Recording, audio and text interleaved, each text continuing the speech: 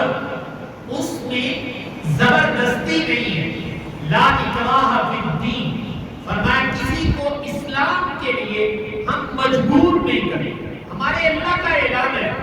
فمن شاء فلیؤمن ومن شاء فلیکفر، اللہ تعالیٰ کہتے ہیں ہم نے حق واضح کر دیا، جس کا دل چاہتا ایمان لے آئے، جس کا دل نہیں چاہتا وہ کفر اختیار کرے۔ ہم اللہ ہو کر اعلان کرتے کہ نہ بھائی نہ کسی کو زبردستی ہمارے دائرہ اسلام میں نہیں لایا جاتا، اور نہ اسلام میں ابتدا سے لے کر آج تک اجازت ہے، یاد رکھیے آج تک اس کی اجازت نہیں ہے کہ ہم کسی کو زبردستی مسلمان بنا دیں۔ میں اس کا ایک نمونہ عرض کر دیتا ہوں۔ یہ ہندوستان کے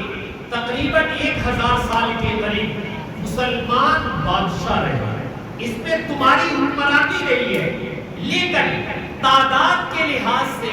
مسلمان اقلیت میں رہے ہیں۔ ہندو، سکھ، عیسائی، پارسی وہ لوگ زیادہ رہے ہیں۔ اگر ہمیں اپنی طاقت کے بل بوتے پر کسی کو مسلمان کرنا ہوتا تو ہم تلوار کے زور پر کسی کو مسلمان کرتے۔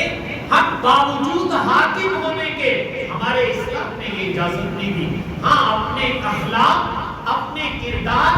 اپنا دین پیش کرو، اگر سمجھ میں آ جائے تو بہت سعادت مند، لیکن زبردستی نہیں ہم مسلمان کرتے۔ میں نے کہا یہ میرے دین کا اعلان ہے، جب یہ میرے دین کا اعلان ہے تو بھائی ایسے ریزولیشن اور ایسی چیزیں اسمبلیوں میں پاس کرنا جس کا بھونڈا پن اور ایسی چیز کہ قانون، اسلام، فطرت جس کو ماننے کے لیے تیار نہیں ہے، آپ لوگ قوانین ایسے بناتے ہیں جس سے یہ پتہ چلتا ہے کہ آپ کو اسلام سے کوئی تعلق نہیں، یا یہ کہ آپ کو شاید اسلام کی تعلیمات کا ہی پتہ ہے۔ یہ میں قرآن کی آیت پڑھ رہا ہوں لا اکراہ فی الدین، اور میں نے کہا پوری 1500 سالہ تاریخ بتا رہا ہوں کہ ہم نے کبھی کسی کو اسلام پہ مجبور نہیں کیا۔ حضور کا دور دیکھیں، بعد میں دور دیکھیں، ہندوستان کا دور دیکھیں، اندلس اور سمیٹ کا دور دیکھیں، جہاں مسلمان عروج پر ہیں، لیکن آج تک کسی کو زبردستی مسلمان کرنے کی اسٹیٹ اور دین نے کبھی اجازت نہیں دی۔ اس کا مطلب یہ ہے کہ جو ہماری اسمبلیوں میں بیٹھنے والے ہیں، دیانتاً یہ کہتے ہوئے مجھے بھی شرم آتی ہے کہ ہم کیسے لوگوں کو سلیکٹ کرتے ہیں، ہماری سلیکشن کا معیار کیا ہوتا ہے؟ جو بیچارے دین سے نابلد، جن کو قرآن بھی صحیح پڑھنا نہیں آتا ہے، جن کو اپنے مذہب کے بارے میں الف با بھی معلوم نہیں ہے، ہم ایسے لوگوں کو سلیکٹ کر کے بھیجتے، یہ کوتاہی میری اور آپ کی ہے۔ اور پھر وہ نادان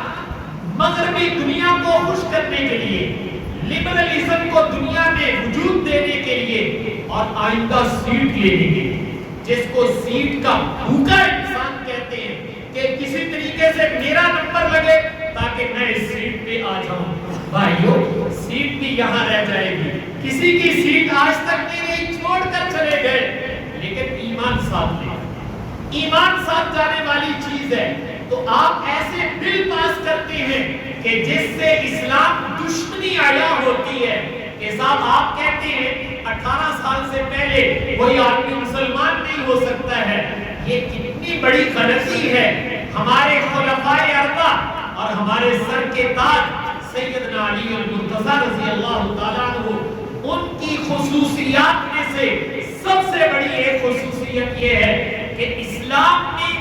سب سے پہلے آنے والا بچہ اس کا نام سیدنا علی المرتضیٰ رضی اللہ تعالیٰ، جو سب سے پہلے، میں نے کہا یہ سعادت حضرت علی کے سر کا تاج ہے، اس کو ہم آج تک مانتے ہیں، اور تم کہتے ہو کہ نہیں جناب 18 سال سے پہلے یہ کوئی مسلمان نہیں ہو سکتا۔ یہ کیسی بات ہے؟ کہنا یہ چاہیے کہ کسی کو زبردستی مسلمان نہیں کروایا جا سکتا۔ آپ کا یہ کہنا جبکہ شریعت کی نظر میں اگر وہ 18 سال سے پہلے بالغ ہو گیا ہے تو شریعت کے احکامات کا وہ مکلف ہے۔ آپ کا یہ کہنا یہ اسلام دشمنی ہے، جہالت ہے، نادانی ہے کہ آپ لوگوں کو علم نہیں، نالج نہیں، تو بھائی اگر تمہارے پلے نہیں ہے تو فاسألوا اہل الذکر، کسی جاننے والے سے پوچھ لو، تاکہ پوچھ کر تو قانون سازی کرو۔ ایسا قانون نہ بناؤ کہ جس سے تم اسلام کی بنیادوں پر پیش چلا رہے ہو اور پاکستان کی بنیادوں کو کھوکھلا کر رہے ہو، ایسے قوانین بنائیں۔ اور پھر اس پر مستزاد آپ دیکھتے ہیں کہ اگر اس کو اسلام میں لایا گیا 18 سال کے بعد تو اس کو 3 ماہ تک جو ہے الگ تھلگ رکھا جائے گا۔ آپ جانتے ہیں جب کوئی اپنا مذہب چھوڑ کر دوسرے مذہب میں آتا ہے اس کو سہارے کی ضرورت ہوتی ہے، وہ اپنا پورا خاندان چھوڑ کر آیا ہے، آپ اس کا سہارا بنے، اس کی معاشی ضرورت کو پورا کریں، اس کو حوصلہ دیں کہ بھائی اب تم ہمارے مسلمان بھائی ہو، تم نے کلمہ پڑھا ہے، اب تم اور ہم آپس میں بھائی بھائی ہو گئے۔ اگر آپ کہیں گے کہ 3 دن تک اس کو 3 مہینے تک اس کو الگ تھلگ جگہ میں رکھا جائے گا اور ان کے پوپ گرو گھنٹال ان کو موقع دیا جائے گا کہ صاحب اس کو کسی طریقے سے آپ لوگ واپس لے جائیں، تقابل ادیان کا مطالعہ کرائیں، تو یقیناً ایک نیا آنے والا مسلمان جو سہارے کا منتظر تھا، آپ نے اس کو بے سہارا 3 ماہ کے لیے کر دیا ہے، وہ کیسے اس کا مقابلہ کر سکے؟ اس لیے یہ قوانین بنائے جا رہے، اور اسی طریقے سے اگر کسی مسلمان کی تبلیغ سے اس سے متاثر ہو کر وہ اسلام کی طرف آیا ہے اور آپ نے 3 ماہ اس کو جج اور مختلف جگہوں میں پیش کیا، وہ تو سمجھے گا صاحب کہ مسلمان ہونا تو جھنجھٹ ہے، عدالتوں نے چکر کون کٹے، کون ان مصیبتوں میں پڑے۔ خدا نخواستہ اگر وہ واپس جاتا ہے تو آپ کا قانون یہ بن رہا ہے کہ جس نے اسلام کی تبلیغ کی تھی اس کو 10 سال جیل میں سزا دی جائے اور 5 لاکھ اس کو جرمانہ کیا جائے گا۔ شرم نہیں آتی بے غیرت لوگوں کو کہ اسمبلیوں میں بیٹھ کر اسلام اور مسلمانوں کے خلاف، پاکستان کے نظریات کے خلاف میں نے کہا اس طرح کے بل پاس کیے جاتے ہیں اور ہم گھنٹے بن کر بیٹھے ہوئے ہیں؟ ایسا نہیں ہونے دیں۔ جب تک ہماری جان میں جان ہے،